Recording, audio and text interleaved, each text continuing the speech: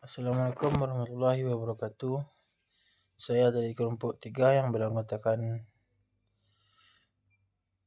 saya sendiri, Hidayatul Ihsanan Faiz Azhari. Saya akan membacakan hasil diskusi saya yang berjudul Mendalami Tingkah Laku Belajar. Latar belakang.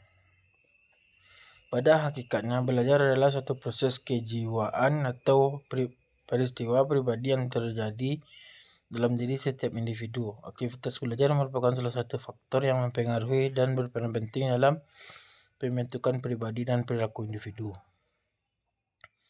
Belajar merupakan aktivitas fisiologis maupun fisik untuk menguasai suatu kemampuan tertentu. Seperti manusia memiliki ciri dan karakteristik bawaan dan karakteristik yang diperoleh seseorang dari lingkungan, baik lingkungan keluarga, sekolah maupun masyarakat di mana ia bertempat tinggal. Definisi belajar. Belajar adalah suatu proses perubahan kepribadian seseorang di mana perubahan ini terjadi dalam bentuk peningkatan kualitas perilaku. Seperti diantaranya pada peningkatan pengetahuan, keterampilan, daya pikir, pemahaman, sikap, serta dalam berbagai kemampuan lainnya. Definisi menurut para ahli. 1. Ernest R. Hilgard. Belajar diartikan sebagai proses perbuatan yang dilakukan dengan sengaja yang menimbulkan perubahan sifat. Perubahannya relatif permanen, tidak akan kembali pada keadaan semula. Tidak bisa ditetapkan pada perubahan akibat situasi sesaat, seperti perubahan akibat kelelahan, sakit, mabuk, dan sebagainya. 2. Gagne. Belajar merupakan jenis perubahan yang diperlihatkan dalam perubahan tingkah laku yang keadaannya berbeda dari sebelum individu berbeda dalam situasi belajar dan sudah melakukan tindakan yang serupa itu. Perubahan terjadi akibat adanya suatu pengalaman atau latihan. 3. Moh Surya.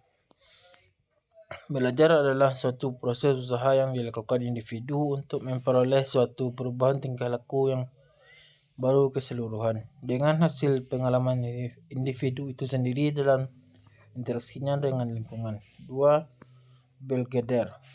Belajar adalah proses yang dilakukan oleh manusia untuk mendapatkan aneka ragam kemampuan atau kompetensi, keterampilan, skill, dan sikap attitude yang diperoleh secara bertahap dan berkelanjutan mulai dari masa bayi sampai masa tua melalui rangkaian proses belajar sepanjang hayat.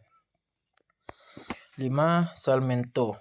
Belajar adalah satu proses usaha yang dilakukan seseorang untuk memperoleh suatu perubahan tingkah laku yang baru secara keseluruhan sebagai hasil pengalamannya sendiri dalam interaksi dengan lingkungannya.